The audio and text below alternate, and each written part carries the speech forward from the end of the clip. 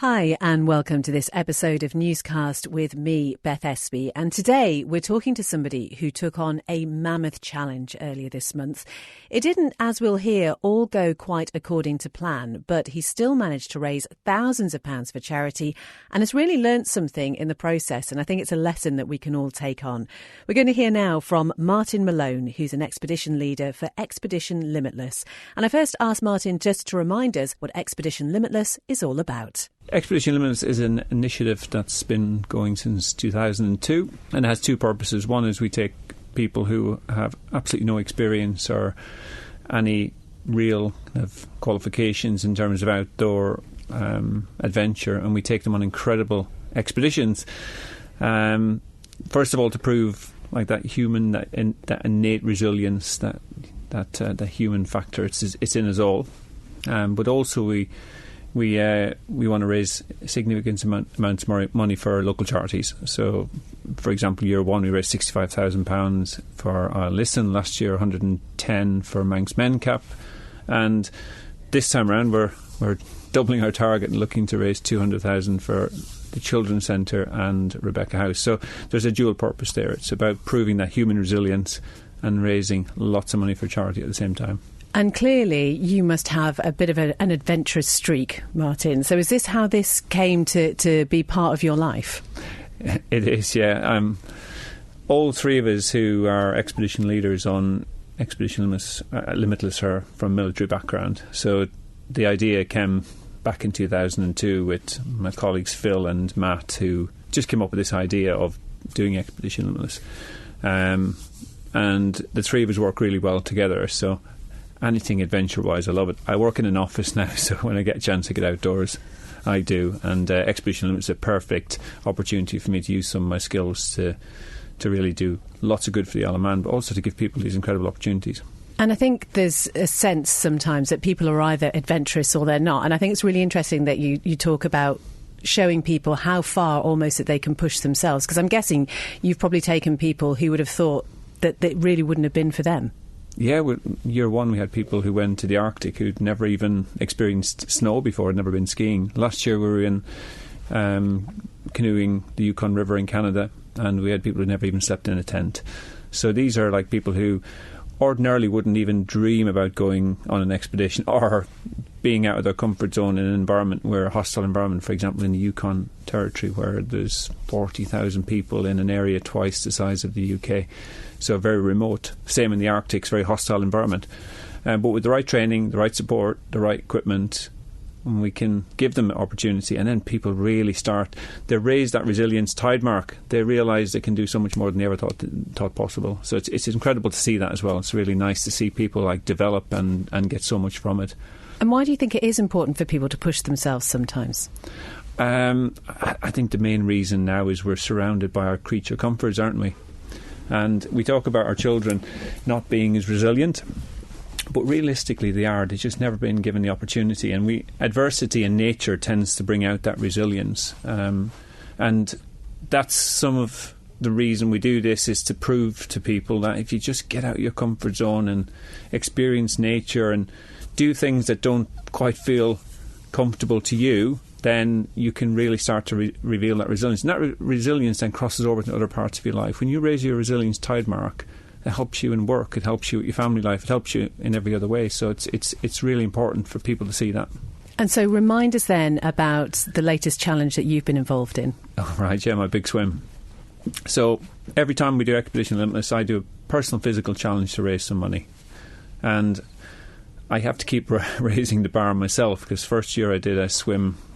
I swam 10 kilometres across all the bays of the island, and I think we raised 26,000 with that.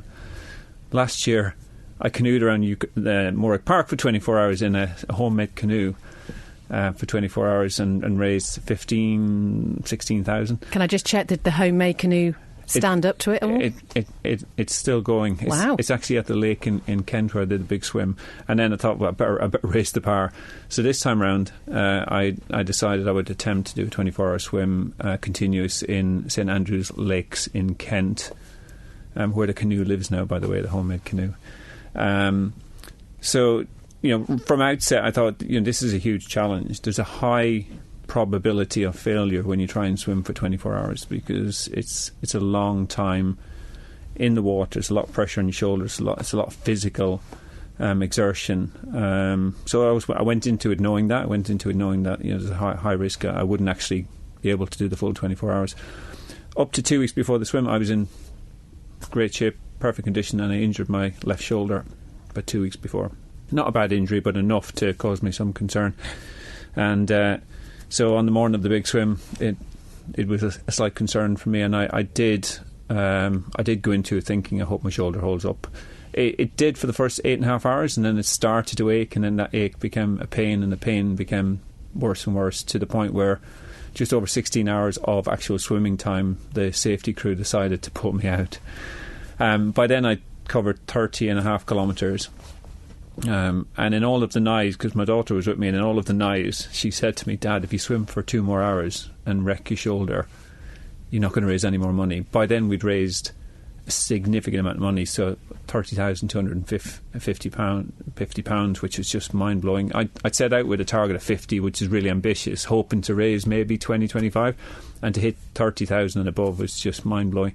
So that made a lot of sense to me, but I still wasn't going to make the call. And the safety crew eventually said, you're in too much pain, we're going to pull you out. But we'd done what we set out to do. We'd raised a lot of money, so I can't be too unhappy with that. Although unfinished business in my own head, I'll have to attempt it again at some point. And that's the thing, isn't it? It feels like you would not have made that decision yourself, or you would have certainly pushed yourself to the absolute limit. And that must have been really such a difficult moment when you realised that actually that decision had been taken out of your hands. I couldn't say it myself. The team gave me some time to make it myself, and I couldn't get the words out of my mouth. I just couldn't say it. And Phil, who's our expedition leader, Phil is the person I mentioned at the start, Phil Quirk, who came up with the concept of Expedition Limitless. I had already spoken to him, and I'd spoken to safety crew. I said, if it comes to it, I won't be the one to make the call. You're going to have to do it for me. I was determined to carry on, even though I had a 10 out of 10 pain in my left shoulder. But when they made the call and I got out, I was glad they had, but it wasn't going to be me. And how is your shoulder now? Did it cause any long-term issues? Thankfully, they stopped me at the right time. I think if I had to go on for another 2 hours, for example, I probably would have done permanent damage. When I say permanent, it may have been more serious. I may have needed surgery or whatever. 2 weeks since the swim, and I'm about 80% recovered, and I'm actually going to go for a swim on Sunday and just test my shoulder in the sea and give it a bit of a run out. So I feel good now. I feel really good. And the really annoying thing about it from a personal perspective, like I said, the fundraising, amazing, we achieved our target. But from a personal perspective, every other bit of my preparation, how I felt on the day, my nutrition was 100% perfect. I was capable of swimming 24 hours plus, but my shoulder wanted to go to the pub, so I hadn't got a choice but to stop. But there's something to learn from that, and I suppose that sort of fits into the whole model of Expedition Limitless, is that actually, you know, sometimes these setbacks do happen, but the important thing is mentally to think, okay, well, that didn't happen at that point, but there could be another time in the future, because I'm guessing, like you said, unfinished business, it's possibly going to be something you attempt again. Possibly, yeah. I'm okay using the word failure, because that's what it means. I failed to achieve the task, which is swim for 24 hours, and failure is not a bad word in my opinion. I failed, and I've learned from that so many things. I've learned probably more from failing than I would have done if I had, succeeded in the 24 hours. And I think people don't be afraid to fail, because if you don't have a go, you're never going to fail. But if you don't fail, you'll never learn. You'll never see where your limits are. I found the limits of my shoulder 2 weeks ago, but I think personally that people should get out of the comfort zone more often and don't be afraid to fail. We learn more when we fail, absolutely. But I mean, at the end of the day, Martin, you still swam for 16 hours. And just talk me through the practicalities of that. I mean, do you sort of stop and tread water for food? Did you get out at any point? How does that work? I was in the water for the full time.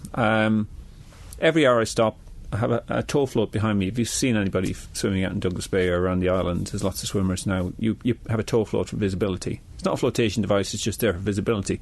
But because it's a blowing up float, it does create some buoyancy. So I would hug it and put my food on the top and drink, and just eat and drink, maybe 3-4 minutes, and then go again. The longest you lie around eating and drinking, your body temperature drops, you get a bit cold. So the idea is just get your nutrition in and then just carry on. So every hour, stop for 3 minutes, eat, drink, go, and just keep doing that over and over again. And what would be the food and drink of choice when you're doing an adventure like this? Not that I'm planning it, but just in case somebody was. Right, okay, so very individual. I was really lucky because Bike Style supported all the nutrition, but they let me try all the different supplements that they stock, which was really helpful because I was able to use them during training and see which ones didn't cause any gastric distress. And I kind of, over time, narrowed it down to energy bars, gels, and some carbohydrate drink with electrolytes in it. I kept it really simple. It worked. I kept it simple, and my partner was there, and she was making sure everything was there, the right amount of calories. I was having 100 grams of carbohydrates every hour with about 750 mils of liquid. And I think right in the middle of it, I said, I need a cup of tea. And we had brought a flask, and she ran off and made me a flask of tea. So the next time I came around, I actually had a nice hot cup of tea. So I'm sitting, well, not sitting, I'm lying in the water just drinking my cup of tea. It was the nicest cup of tea I've ever had. And that's it. It's really simple. So practice nutrition plus a cup of tea, and that's all I needed. And I just kept repeating that every hour. Lots of people have asked me that question, actually, about how do you eat when you're swimming? How do you do other things as well, like which I'm not going to get into. No, well, we're all thinking it. We're all thinking it, Martin. But should we ask the question? But there are those practicalities, I guess, to take into account. Yeah, there are. Yeah, anybody who swims long distance in the sea, it's one of life's little pleasures when you wee in a wetsuit, especially if you're cold. Well, yes, that and a cup of tea. What more could you want? And as you say, I mean, the overriding aim of this was to raise that money, and you've raised a fantastic amount, and presumably people would still be able to donate towards that. Yeah, the link is still open, and it's in my bio on Instagram and any of my posts. So I'm leaving it open for the time being because there's still some donations coming in. And it's helping us get towards our £200,000 target. And if you really get under the skin of what Rebecca House and the Children's Centre do, because they're two charities, we hear about them all the time, but it's the work they do, the bits that you don't see or hear about is the really important things that we're there trying to support by raising money for them. They've huge amount of money they have to raise every year just to keep going, and the services they offer the Manx public are just invaluable. And that's why Expedition Limitless, I love working with the team, and I love working with Phil and Matt, because we're doing a really good thing for the Isle of Man, and we're making a big difference, and that's such a nice thing to do. And just tell us where people can find that link then to give money. If they go on to either my own Facebook, Martin Malone, you'll find me. On my Instagram, same, just search for my name. Or on Expedition Limitless. So in Expedition Limitless, if you scroll down, see any of my posts with my mugshot, the link will probably be in there somewhere. That's the best way to find the Big Swim link. But I'm going to leave it open for another month, maybe, to pick up any final donations. And just finally, presumably, if anybody was interested in what Expedition Limitless is all about and maybe would like to get involved, they can get in touch as well about that. Of course they can, either through the Expedition Limitless Facebook page. But if you, we have a website as well. Just type in Expedition Limitless Isle of Man, and the website will come up, and you'll be able to read all about what it does and how to get involved. There's an application process every year to be part of the team, and anybody can. We have no age limit on it. And I'm sure you'll be offered a very good cup of tea, yeah? Absolutely. Very important, very important. Absolutely. And slightly unfinished business. Are we going to see you trying to do the same thing again next year? I don't know. I won't put a date on it, but it's certainly, something when my shoulder is okay, I'll test it. I'll test it again in the future, not necessarily in the next few months, but next summer I'll test it. Maybe there'll be another 24-hour swim on the horizon. Well, enjoy your swim on Sunday, and thank you so much. Thank you. Thank you for making it to the end of the Manx Radio newscast. You are obviously someone with exquisite taste. May I politely suggest you might want to subscribe to this and a wide range of Manx Radio podcasts at your favourite podcast provider, so our best bits will magically appear on your smartphone. Thank you.